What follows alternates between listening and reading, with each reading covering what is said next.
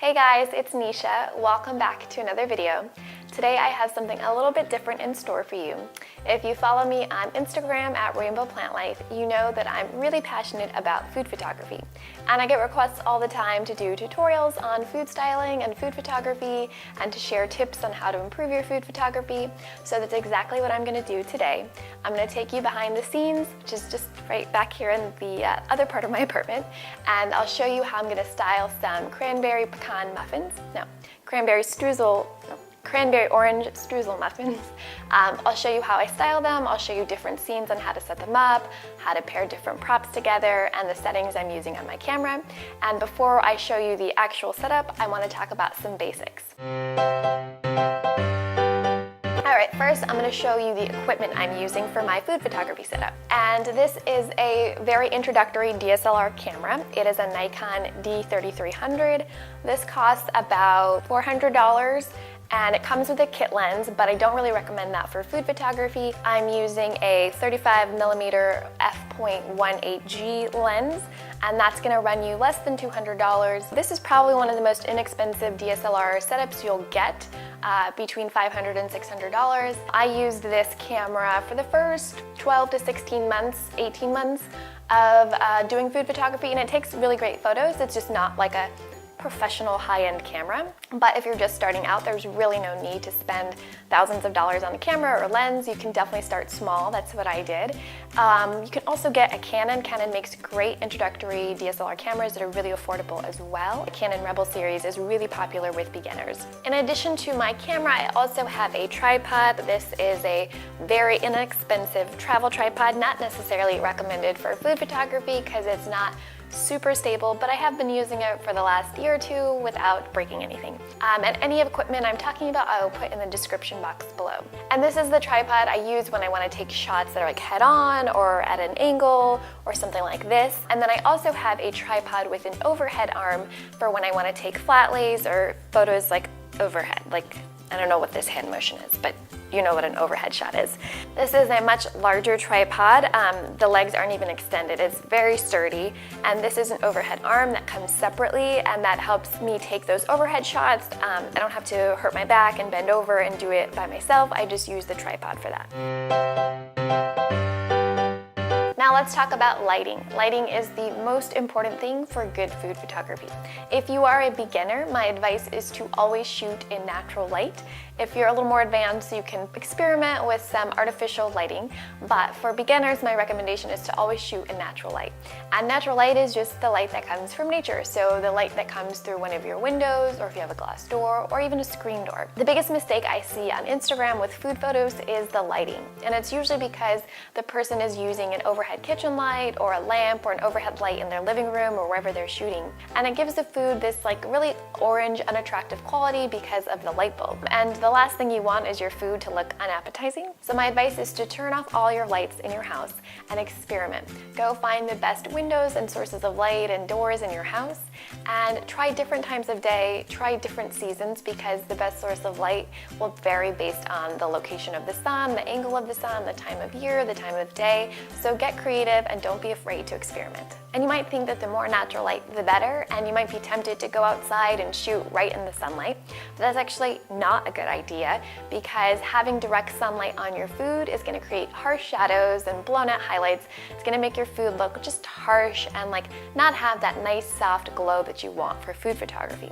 So the best natural light is actually indirect light. So it's already indirect if it's coming through your window because it's blocked by the window. If you feel like you don't have enough light coming through your windows or doors because you live in a dark space or it's winter, not to worry. I recently just moved into a new apartment, but before that I lived in a really old building on the ground floor, and it was always dark. But I was still able to take some really good shots because one, I used a tripod, always, and two, you can use like a reflector, which is like a white surface, and you can hold it up to put against the dark shadows.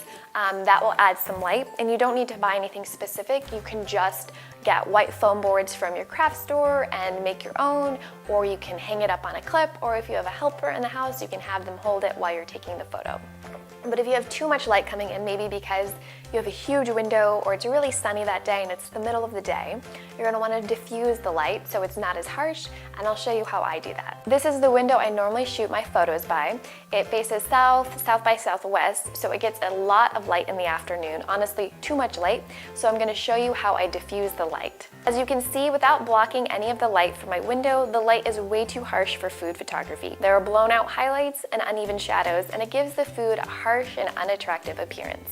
I just take these black foam boards that I bought at a craft store just for a few dollars, and I put them up against my window and draw the shades to block out the light. But I'll still have enough light coming in from the other window in my apartment.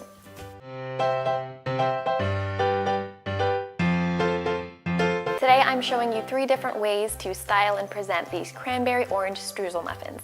And the first method will be the most basic. It's going to be an overhead flat lay of the muffins directly in the pan.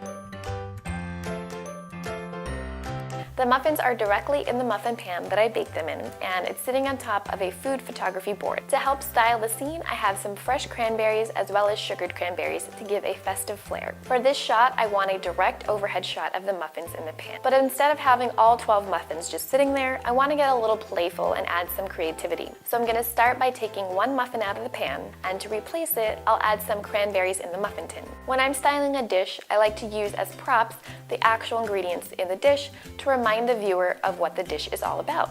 And I think I'll turn this muffin over on its side so you can see the different textures of the muffin. And I'll replace one more muffin, but this time I'll use sugared cranberries instead of the plain ones. I could take the photo as is now, but I want the colors and textures to pop a bit more. So I made a glaze to drizzle on top.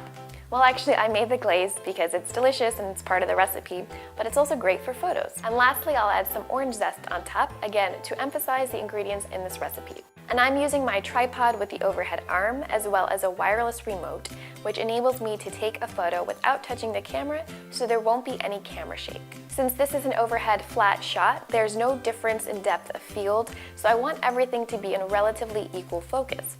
To do that, I shoot at a narrow aperture, or in other words, at a high f-stop.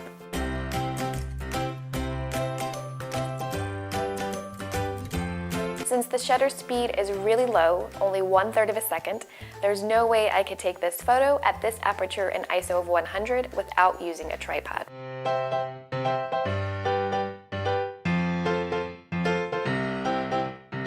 Now I want to get a more close-up shot of the muffins in the pan, so I'm going to lower my tripod legs so the camera is closer to the food. To get the sharpest focus, sometimes I shoot using manual focus, and I zoom in on the live view so I can really closely see in clear detail if the muffins are in focus. Autofocus does work really well on most DSLR cameras, depending on your lens, so I often use that just because it's a lot quicker.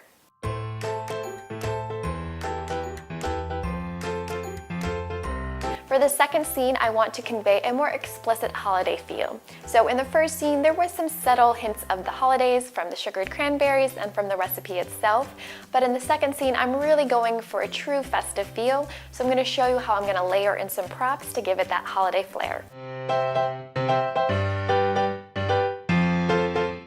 For the second scene, I'm using the same food photography board, but because I want it to be more festive, I'm going to layer in some holiday props one layer at a time. It's always best to start with just 1 or 2 props and work your way up, instead of starting with a bunch of props. That way it's easier to remove elements if you have too much going on, but it's a little harder to remove a bunch of props if you already have them there and are determined to use them. Because I like to show the elements of the recipe as props, I'm going to add some fresh cranberries to this marble cutting board. To give this photo a homemade, rustic look, I'm crushing the cranberries so you get a sense of what my kitchen actually looks like when I use cranberries.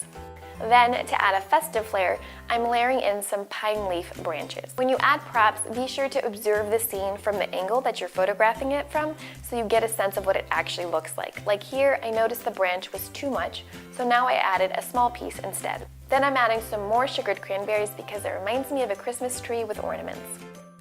I'm continuing to layer in props to frame the scene. The main focus is the round board with the muffins, so I'm adding elements around that to frame it as a photo. In addition to adding the cranberries, I'm adding some pieces of pecans since those are in the muffins as well. This looks good to me now, so now it's time to add icing. The white color of the icing really stands out against the rest of the darker colors in this photo, which is why I'm using it. Like the first photo, since this is an overhead shot, I want everything in equal focus, so I'm using a narrow aperture of f8. The shutter speed is really low again, so the tripod is essential. If I were to bump up the ISO to say 800 or higher, that would serve the purpose of adding more light to the lens, to be very simplistic about it, which would then enable me to use a faster shutter speed and make the tripod unnecessary. But since I want minimal grain in my food photos wherever possible, ISO 100 is the best option.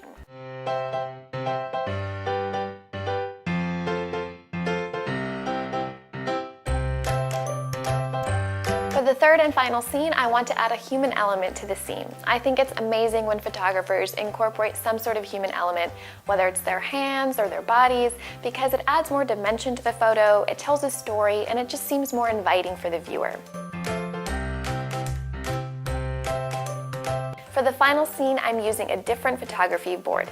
This one is wooden, so it'll have more of a rustic look, but I still want the holiday vibe, so I'm using these cute string lights. So the round wooden board on top of the wooden board felt like too much wood, so I'm layering in a white linen towel to add some dimension and variety. And for more holiday flair, I have some pine branches with holly in a vase. Unlike the first two shots, I'm taking this last photo at a roughly 90-degree angle instead of overhead, so I won't need the overhead arm tripod.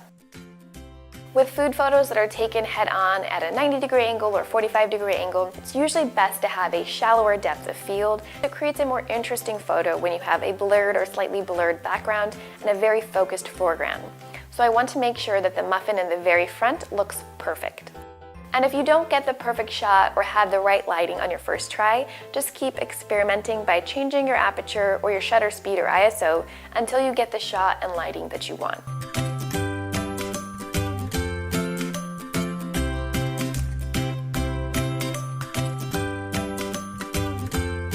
As I mentioned, I want to add a human element to this photo, so I'm going to get in the photo myself. And I'm putting on a cozy winter sweater to see how that looks instead of my dress.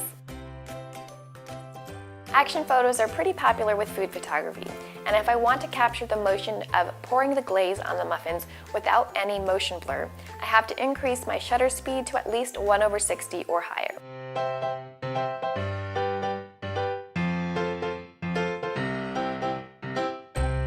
I'm able to get in the photo myself by using that remote timer. First, I make sure that the muffins are in focus and the composition is set by looking in the camera live view, and then I go into the scene myself, and when I'm ready, I hit the remote. But you might have to try this out a few times before getting it right.